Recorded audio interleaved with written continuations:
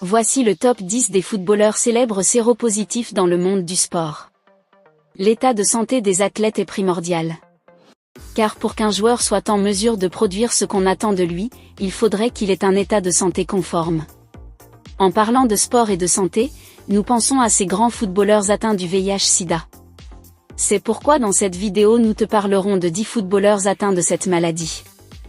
Mais avant, n'oublie pas de liker, de t'abonner et d'activer la cloche de notification, car sur cette chaîne je t'informe de toutes les histoires, des actualités, des faits divers qui se déroulent un peu partout.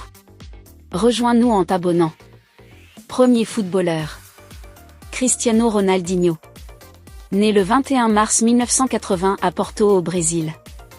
Plus communément connu sous le pseudonyme de Ronaldinho Gaucho ou tout simplement Ronaldinho, est un footballeur international brésilien. En 2010, la rumeur de sa maladie a fait le tour du monde. La star brésilienne est atteinte du sida contracté en boîte de nuit à Barcelone. Sa prise de poids, son manque de vitesse, tout y était. Second footballeur. Francis Jeffé, né le 25 janvier 1981 à Liverpool, est un footballeur international anglais qui évolue au poste d'attaquant. Il a été sélectionné une fois par l'équipe d'Angleterre, marquant un but lors de la défaite contre l'Australie en 2003. L'homme qui aurait dû aider Rooney à faire gagner l'Angleterre, passé d'Everton à Arsenal. En 2001, il devient nul et sans retour sur les bords de la Murray. On a fini avec le haut niveau depuis 4 ans. Troisième footballeur. Jérôme Rotan, né le 31 mars 1978 à Châtenay-Malabry, est un footballeur international français reconverti comme consultant en 2016. Des informations ont fuité laissant entendre que l'ancien joueur de l'équipe de France est atteint du VIH/SIDA. Quatrième footballeur. Eyembo Manza, de son vrai nom Jérôme Manza Eyembo, né le 4 décembre 1976 à Kinshasa, est un footballeur belge évoluant au poste d'attaquant au début des années 2000. Il a été atteint du VIH/SIDA. Cinquième footballeur. Fabien Barthez, né le 28 juin 1971 à Lavelanet, est un footballeur international français qui évolue au poste de gardien de but de 1990 à 2007. Ses proches se sont aperçus de sa maladie à cause de sa perte de cheveux et mauvaise humeur. Il aurait attrapé ce virus suite à un contact avec une personne infectée. Son talent exceptionnel l'a ensuite conduit à Manchester United où il a remporté de nombreux titres dont la Ligue des Champions en 1999. Il a également été un membre clé de l'équipe nationale française qui a remporté la Coupe du Monde en 1998 et l'Euro 2000. Après son passage en Angleterre, Barthez est retourné en France pour jouer avec l'AS Monaco. Il a pris sa retraite du football en 2007. En dehors du terrain, il s'est aventuré dans le sport automobile, participant notamment à des compétitions de courses automobiles. Fabien demeure l'un des gardiens de but les plus emblématiques de l'histoire du football français. Sixième footballeur.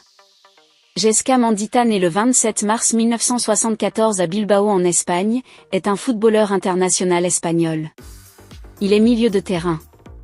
Des questions sur sa sexualité dans les médias vont attirer l'attention sur son état de santé et permettront de découvrir plus tard que celui-ci est positif au test du VIH/SIDA. Mandita a commencé sa carrière professionnelle au Valence CF où il a connu du succès et a contribué à la victoire en Coupe d'Espagne et en Supercoupe de l'UEFA. Son talent l'a ensuite conduit à des clubs de renom comme la Lazio en Italie et Middlesbrough en Angleterre. Mandita a également porté les couleurs de l'équipe nationale espagnole, participant à plusieurs compétitions internationales dont l'Euro 2000 et la Coupe du Monde 2002. Après sa retraite en 2008, Mandita s'est engagé dans des activités médiatiques liées au football et a également occupé des postes dans l'administration du sport. Sa carrière a été marquée par sa polyvalence sur le terrain et son influence positive dans les équipes où il a joué. Le septième est Adriano, de son vrai nom Adriano Leribro. Un ancien footballeur professionnel brésilien. Il a joué comme attaquant et était connu pour ses frappes du pied gauche à longue portée. Faisant ses débuts au Brésil à 18 ans, Adriano était considéré comme le successeur à long terme de Ronaldo. En l'absence de Ronaldo, il a mené le Brésil à la Copa América 2004, recevant le soulier d'or en tant que meilleur buteur de la compétition avec 7 buts. Il a également remporté la Coupe des Confédérations de la FIFA 2005 avec le Brésil, recevant le soulier d'or du meilleur buteur de la compétition avec 5 buts. Adriano a connu 4 saisons prolifiques en Italie avec les clubs italiens de Parme et de l'Interman. Étant considéré comme l'un des meilleurs attaquants du monde à cette époque, il gagna le surnom de l'empereur. Ce joueur a été contaminé par une utilisée sur un sujet malade et a préféré quitter l'Inter de Milan pour aller se faire soigner. Le 8e footballeur qui fut séropositif est Claude Mailel, né le 18 février 1973 à Kinshasa. Un ancien footballeur international français reconverti en entraîneur. Il évolue pendant sa carrière au poste de milieu récupérateur avec une grande réussite. Il est meilleur joueur français de l'Euro 2008 et meilleur joueur de la finale de la LDC en mai 2008. Celui-ci arrive en France la même année où ce virus est répandu. Il finira donc par l'attraper lui aussi.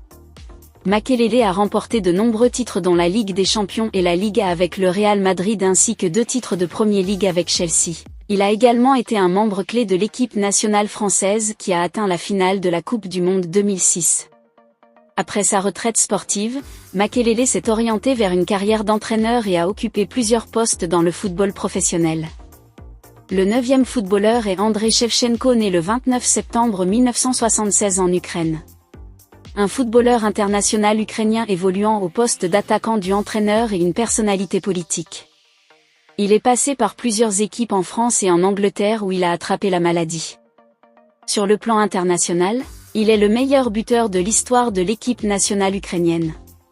Après sa retraite en tant que joueur, Shevchenko s'est tourné vers une carrière d'entraîneur et a été nommé sélectionneur de l'équipe nationale ukrainienne en 2016. Démontrant ainsi son engagement continu envers le football. Le dernier de notre liste est Vincent Péricard. Un footballeur franco-camerounais qui évoluait au poste d'attaquant. Ancien grand espoir du football français parti à 17 ans à la Juventus. Il connaît une carrière mouvementée qui s'achève en janvier 2012 alors qu'il est âgé de 29 ans. Il est également victime de cette maladie appelée le sida. Péricard a commencé sa carrière professionnelle avec le club français de Saint-Étienne avant de rejoindre la première ligue anglaise en signant avec Portsmouth en 2002. Cependant sa carrière a été entravée par des blessures et des problèmes disciplinaires, ce qui a limité son temps de jeu par la suite. Péricard a joué pour plusieurs clubs en Angleterre, notamment Sheffield United et Stoke City avant de mettre un terme à sa carrière professionnelle en 2011. Après sa retraite du football, Vincent Péricard s'est investi dans des activités sociales et caritatives utilisant son expérience pour aider les jeunes à surmonter les défis liés au sport et à la vie en général. Que pensez-vous de ces joueurs? Laissez votre avis en commentaire. Si ça vous a plu, cliquez sur j'aime et partagez.